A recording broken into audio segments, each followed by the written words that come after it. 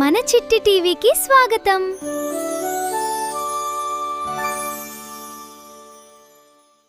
ఒక పెద్ద అడవిలో చాలా అహంకారంగా ఉండే ఒక సింహం జీవించేది.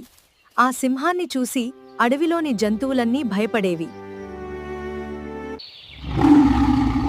ప్రతిరోజూ సింహం జంతువులను భయపెడుతూ ఉండేది.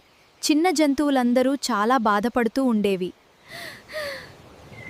అప్పుడు ఒక తెలివైన చిన్న కుందేలు ముందుకు వచ్చింది. ఆ కుందేలు సింహానికి ఒక మంచి బుద్ధి చెప్పాలని నిర్ణయించుకుంది. కుందేలు సింహం దగ్గరకు వెళ్లి, ఈ అడవిలో ఇంకో సింహం వచ్చింది అని చెప్పింది. అది విన్న సింహం చాలా కోపపడింది. కుందేలు సింహాన్ని ఒక బావి దగ్గరకు తీసుకెళ్ళింది. బావిలో తన ప్రతిబింబాన్ని చూసి సింహం మరింత కోపపడింది. కోపంతో ఆ సింహం బావిలోకి దూకేసింది. తెలివైన కుందేలు మాత్రం బయట నిలబడి చూసింది.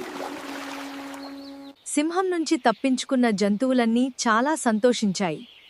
ఈ కథలో నీతి: తెలివి బలం కంటే గొప్పది.